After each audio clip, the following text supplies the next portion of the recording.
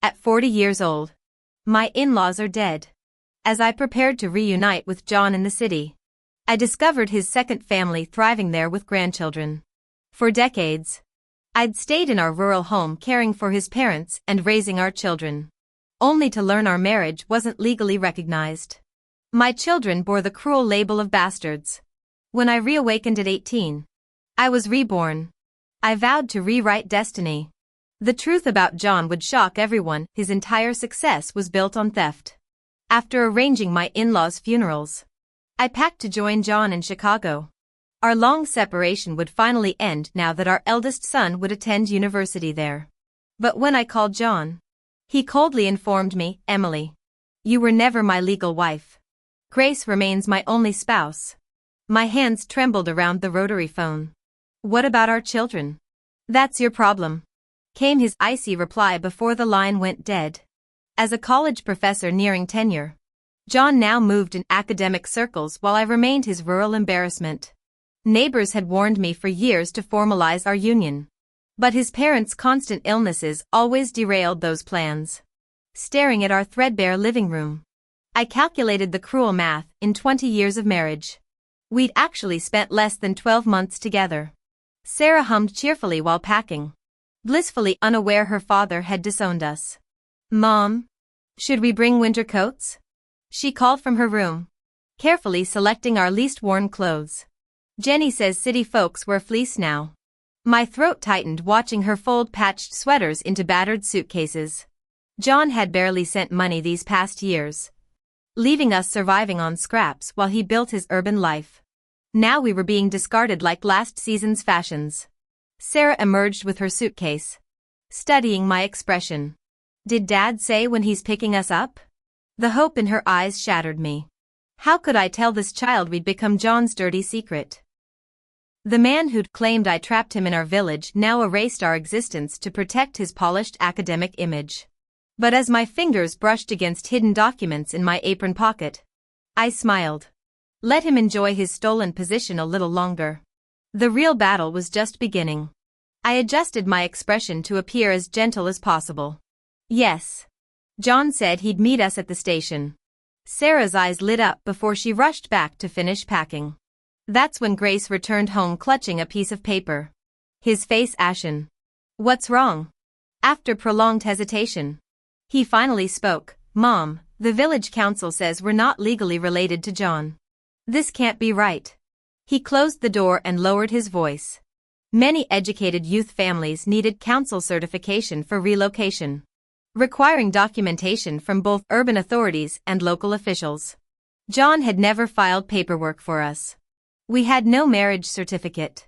Worse yet, the council discovered John already had a legally registered spouse and children. The marriage license I'd dreamed of bore another woman's name.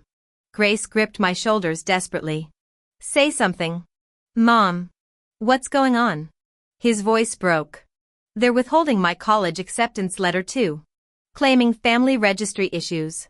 When I remained silent, he tore at his hair in anguish.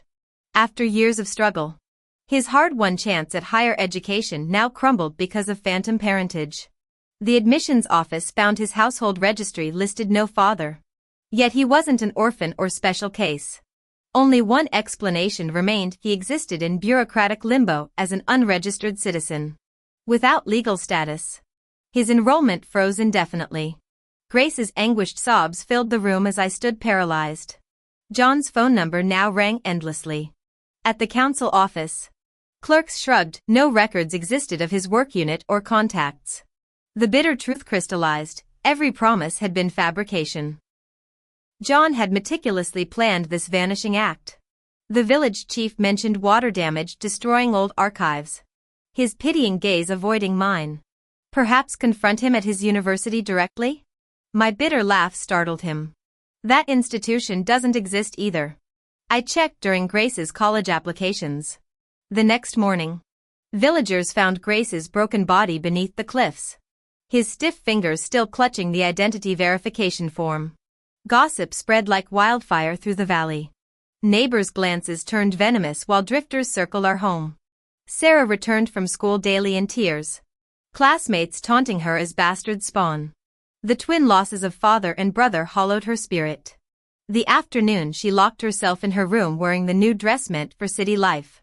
I was chasing phantom leads about John's whereabouts. By sunset, she lay cold beside an empty pesticide bottle. My world shattered into darkness. I awoke gasping in 1969. 17 again. The familiar smell of chalk dust stung my nostrils back in the cramped village schoolhouse where education meant memorizing political slogans. Most families saw no value in book learning, especially when our English teacher position had stood vacant for years.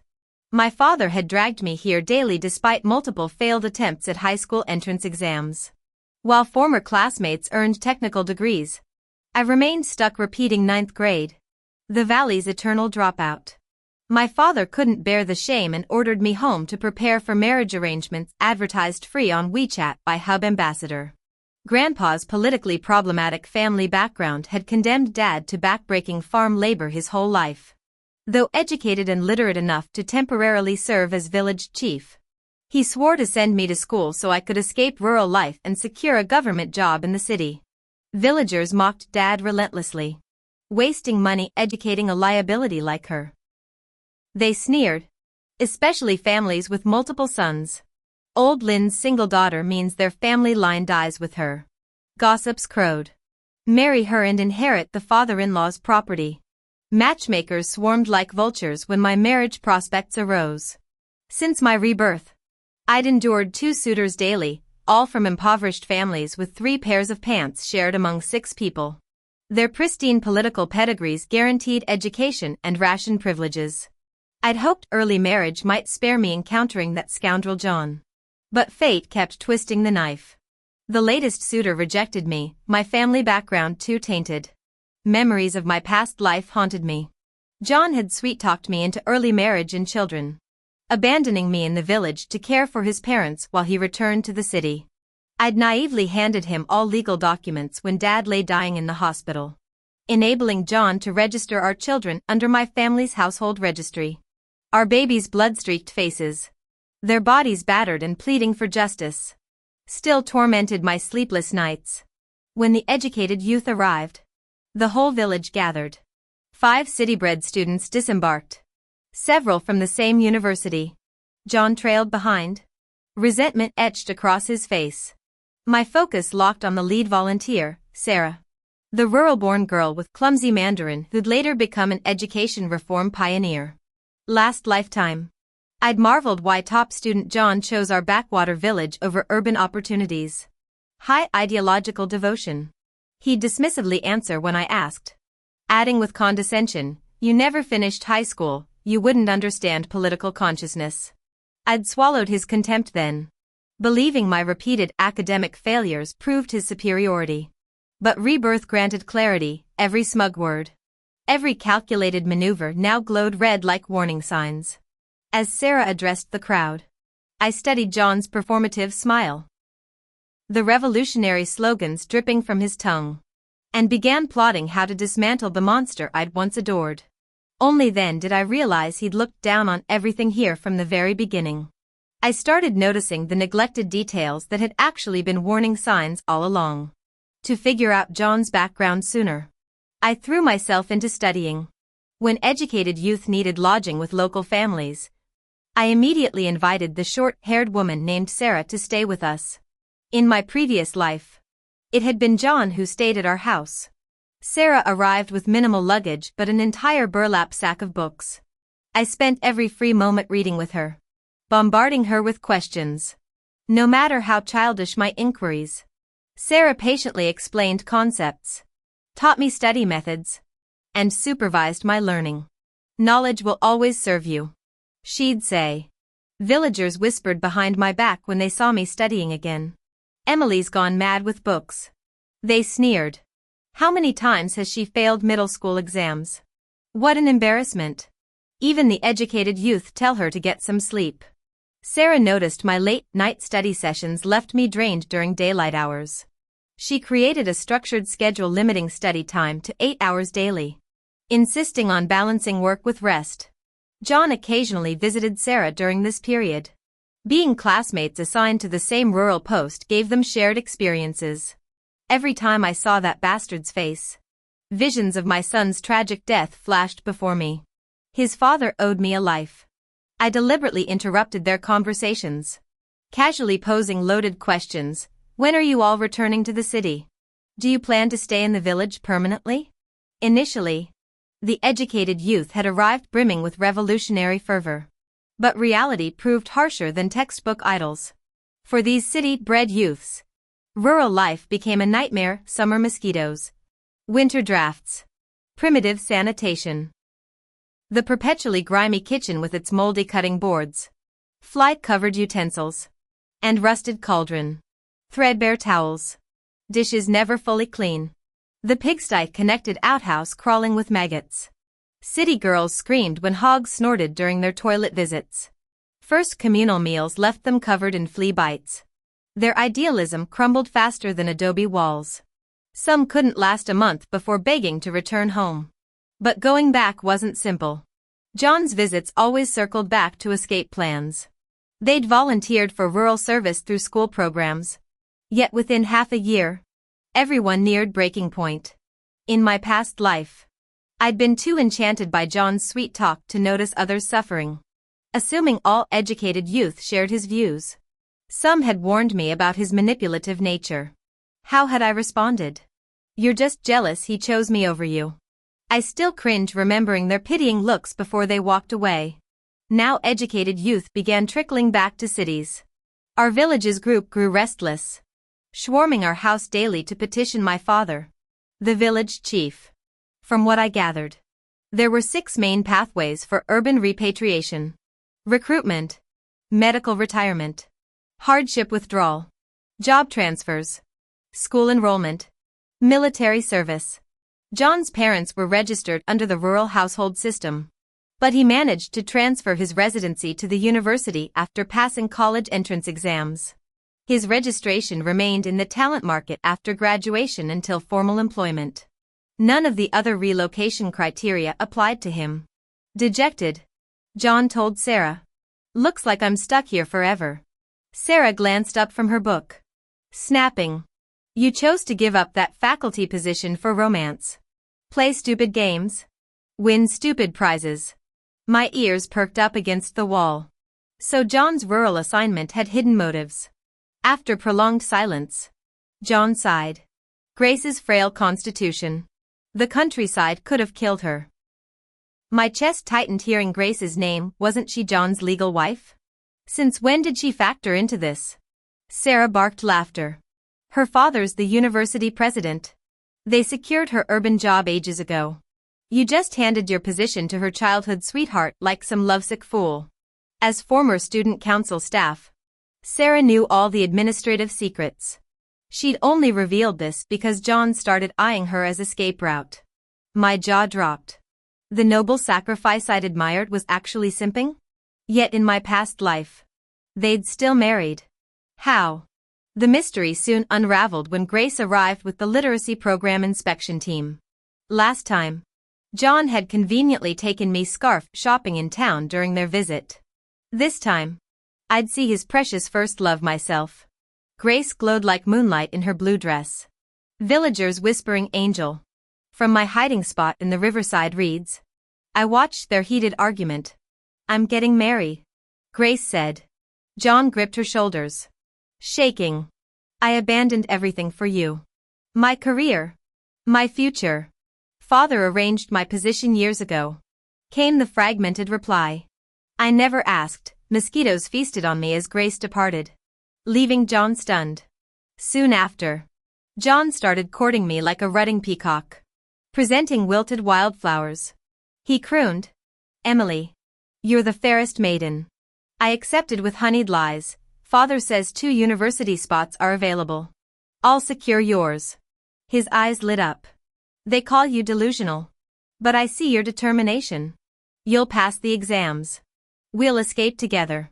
His sweaty palms clamped mine, blind to the revulsion crawling up my spine. Looking into his earnest eyes, my heart remained utterly calm.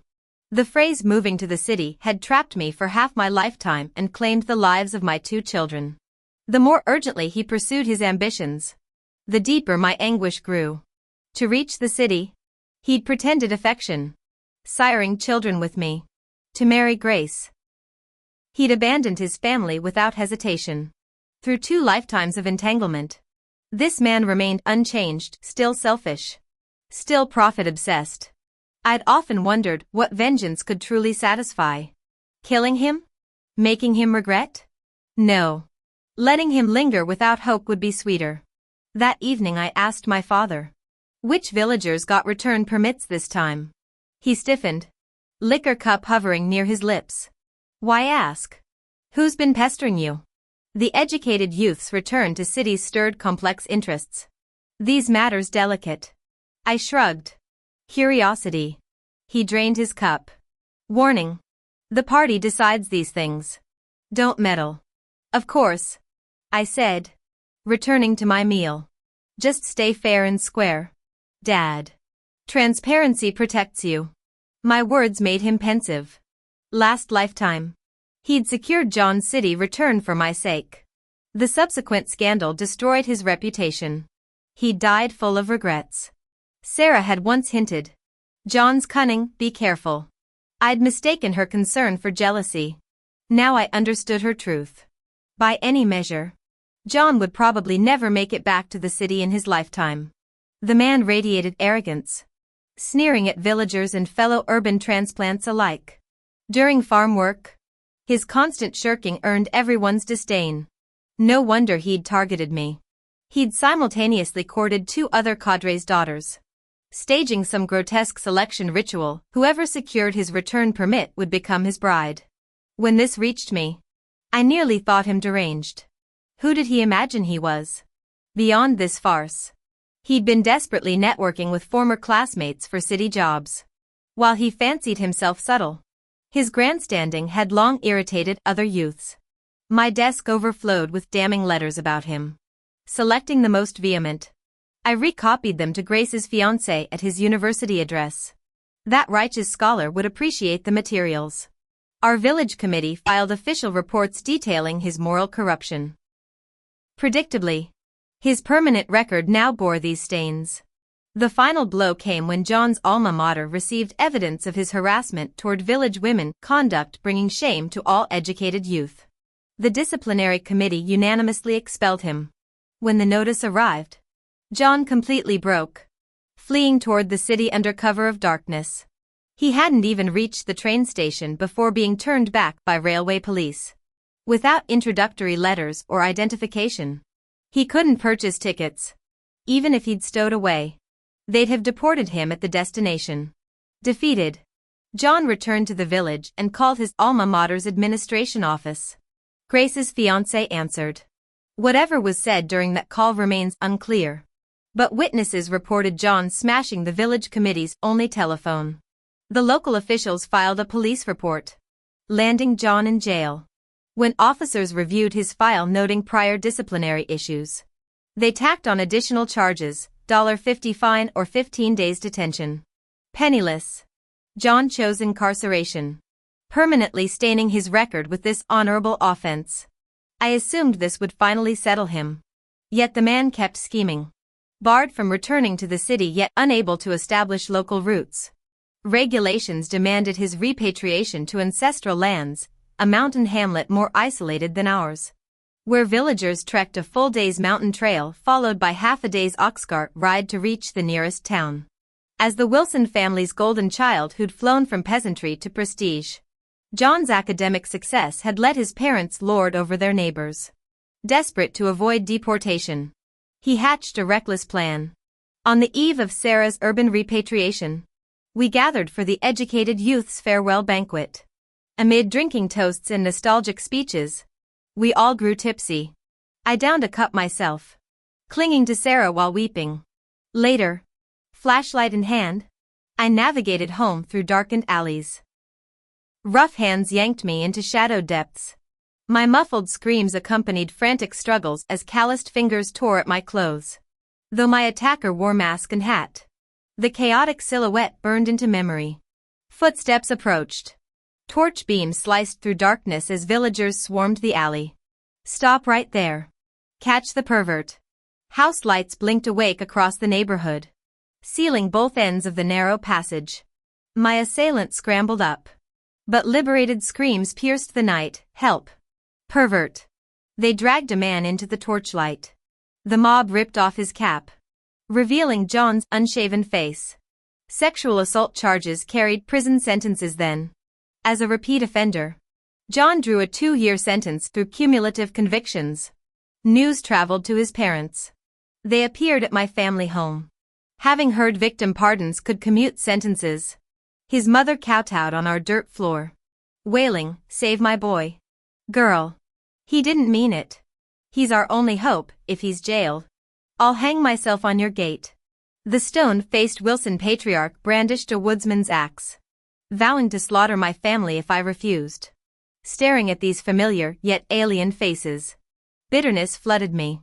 In another lifetime, they'd moved in after my first childbirth, ostensibly to help with the baby, really to monitor me for their son.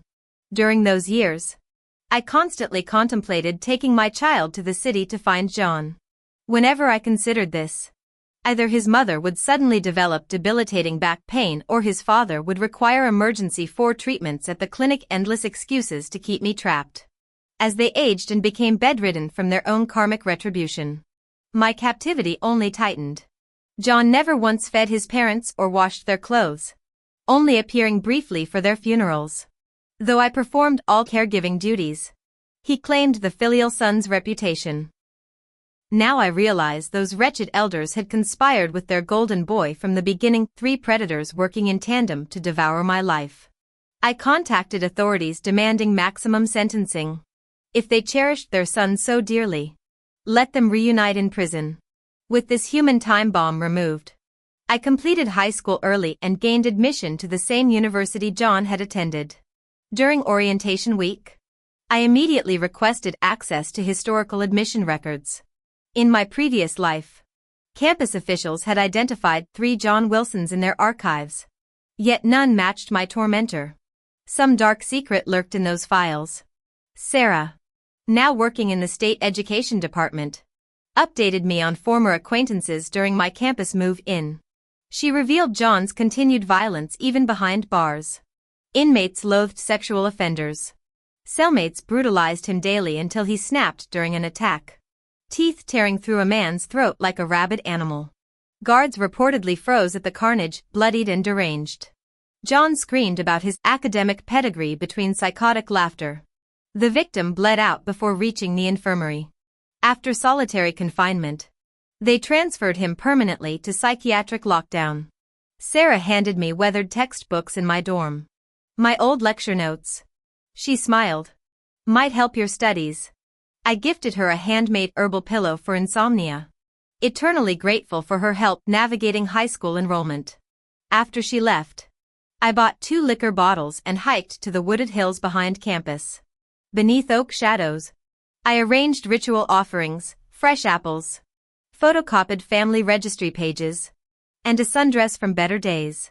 Drinking alone, I watched flames consume these tokens until heat waves seemed to form 2 human silhouettes. Tears streaked my ash-dusted face as the fire died. Months later, a retired professor finally unraveled the mystery. John had indeed earned admission through stellar academics, but his performance plummeted after enrollment. The elderly educator recalled irregularities in academic records during his tenure. John's student file showed unexplained transcript alterations. In his high school records, his name was John Wilson. For some reason, during the college entrance exams, he changed it to John Wilson. But after starting university, he changed it back to John Wilson. This resulted in his freshman and sophomore classmates calling him John, while nobody knew his official academic records showed John Wilson. Suppressing my shock, I asked the teacher, "Is it possible to alter these records again?" The teacher glanced at me. "It's technically possible, but any changes would leave traces. Then again, there might be unforeseen circumstances." Leaving the teacher's house, my mind went blank. Who exactly had I been with John Wilson? If John had altered his records after returning to the city, it would explain why we couldn't find any traces. University faculty wouldn't bother verifying casual phone inquiries either. No wonder we'd hit dead ends. Clearly John had more secrets than we'd imagined. Not that it mattered now, he'd become a public laughingstock. Even featured on true crime news shows. His alma mater disowned him. Former classmates and professors erased him from conversations. He still breathed. But might as well be dead. When I got into college, my father started walking taller through our village. He'd call me. Pride evident in his voice, "My girl's the first college student from our neck of the woods." Bet those folks who looked down on us are kicking themselves now. After sharing local gossip, he'd turn serious. "The whole village values education now. Thanks to your example. Come back sometime, inspire these kids with your story." I juggled classes with multiple part-time jobs during college. In this era of new opportunities, my student status landed me tutoring gigs. Every weekend I taught 3 families' children. Then worked shifts at a department store. My earnings covered tuition and living expenses, with occasional bonuses for good performance. Though the university offered numerous scholarships, competition proved fierce. Sarah, now a mid-level education official, recently approached me about rural education initiatives.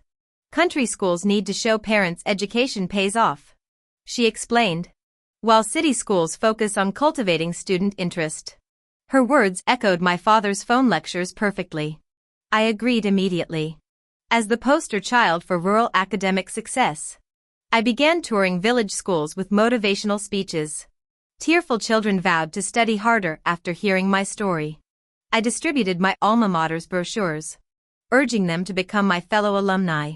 The more villages I visited, the more profound my realizations grew until the day I reached John's hometown, Knobville. The name itself screamed poverty.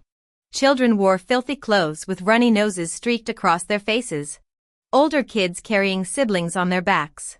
Classrooms lacking even basic supplies. Their wide-eyed wonder at my descriptions of universities and cities made John's academic rise from this squalor seem miraculous. No wonder he'd been so fiercely proud yet insecure. During breaks, I asked locals about John. In my past life, I'd never visited his hometown. Apart from his parents, I knew none of his relatives. News of John's imprisonment had reached this remote mountain village. The locals weren't eager to discuss this fallen golden boy. Only when they learned I'd been John's classmate did they open up. What a shame, such a bright child growing up. One villager sighed. The first college student from our village ended like this. Another clicked her tongue. Such a fine young man wasted. An old man lamented. Then came a different perspective. Grace, balancing a basket of sweet potatoes, leaned in conspiratorially. It wasn't him who got into college, it was his sister. Sarah and I exchanged startled glances. We offered Grace some sunflower seeds. "Auntie, please explain. Didn't John earn his admission?" Other villagers tried shooing her away.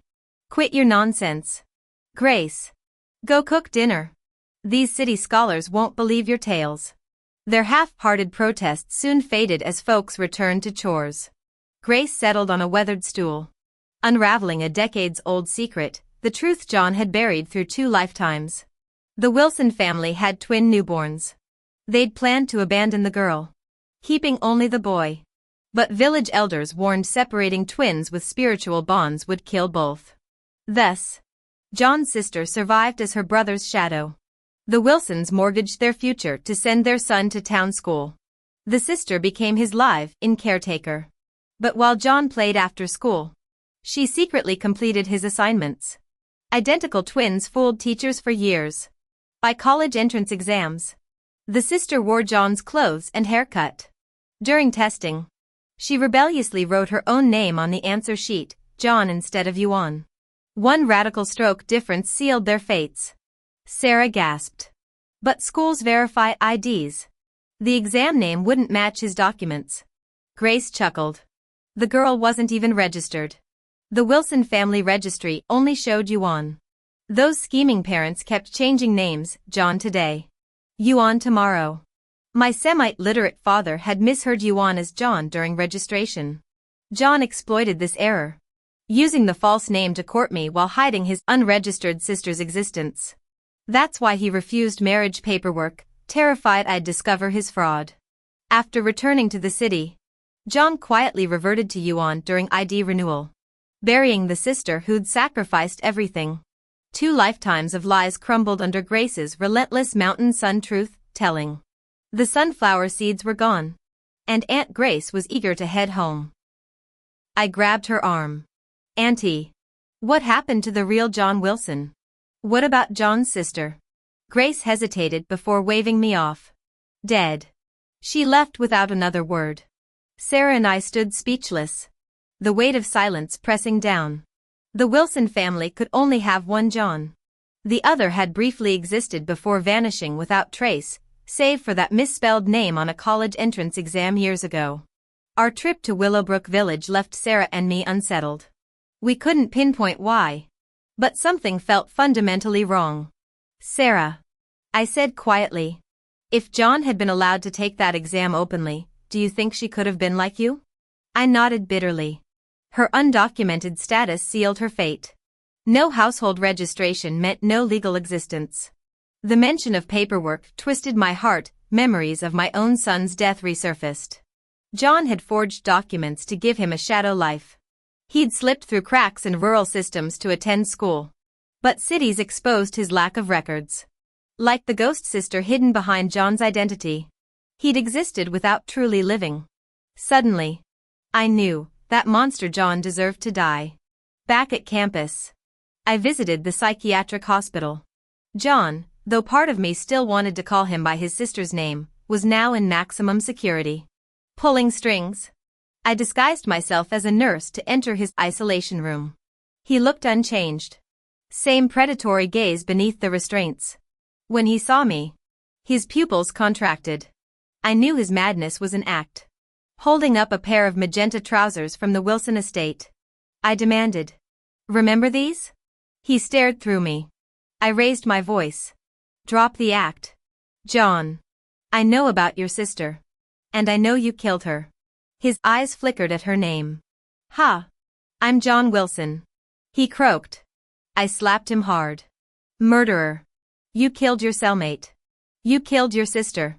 His head snapped sideways, venom dripping from his glare. "You're pathetic, inferior to her in every way. Even women rejected you." Footsteps echoed in the hall. I shoved the trousers under his pillow and wheeled my cart out as orderlies rushed in. Straps creaked as they injected sedatives into his thrashing body. That night, I drafted an anonymous tip detailing the Wilson siblings' identity fraud, John's history of assault allegations, and witness accounts from Willowbrook. I mailed the dossier to the state's largest newspaper. The exposé dominated headlines, an entire front page dissecting the twisted tale of rural ambition, academic fraud, systemic sexism, and institutional failures. Reporters swarmed the Wilsons' hometown, corroborating every detail. Education authorities launched statewide audits of college admissions and student records, scrambling to close loopholes that had allowed ghosts to walk among the living. Sure enough, the investigation uncovered numerous cases of identity fraud. John Wilson became infamous, a despised figure everyone wanted gone. The scandal exposed an entire network of corrupt officials, leading to a major overhaul of the local education system. Someone broke into the psychiatric hospital, intent on killing John in a fit of rage. He sustained over 20 stab wounds, barely clinging to life. By the time medical staff intervened, he was nearly drained of blood. John finally dropped his act, grappling with the attacker until he accidentally stabbed the man to death. Stripped of his insanity defense, John received the death penalty. Due to the massive public outcry, the sentence was swiftly carried out. Weeks later, Sarah handed me a newspaper. John's face still dominated the front page, detailing how he'd clung to a pair of magenta pants in his final moments. Sarah studied me. "Emily, didn't you visit the psychiatric hospital last month?" I smiled, linking arms with her. "I'm starving, let's grab hot pot downtown. By the way, Sarah, your Mandarin still needs work. Maybe take some accent reduction classes?" Sarah's thick regional accent often caused comedic misunderstandings, It's why I'd been chosen for public speeches instead of her. Yet she stubbornly embraced her unique pronunciation. Playfully swatting me. She retorted. You little brat. Mocking me now? Our laughter filled the room as we left the newspaper forgotten on the floor. At 40, I started a new chapter. My partner, a divorced real estate developer with a rebellious teenage daughter, eased my aging father's worries about my single status. Sarah and I co-founded a youth counseling center, confronting bizarre behavioral issues daily. Monsters like John weren't just products of their era, they sprouted from toxic family environments. Parents forcing flowers to become trees, twisting saplings into blossoms. This warped mentality fueled countless troubled youths, redirecting my research focus to adolescent mental health. During a visit to my childhood village with my stepdaughter, I showed her the dormitories where educated youth used to live in my old home. She grimaced at the dusty paths. Aunt Emily, when are we going back? This place reeks. Her urgent calls to her father got dismissive responses. He told her to follow my lead. I explained how returning to cities used to require political merit and ideological compliance. Wait, you needed permission just to buy a train ticket? She gasped. When I recounted John's story, her outrage erupted. That monster killed his own sister for a city permit? SHE should have gone to college. She ranted about John for a full hour. Back home, something shifted. She began studying seriously, declaring, to prevent more Johns from existing, our generation has work to do.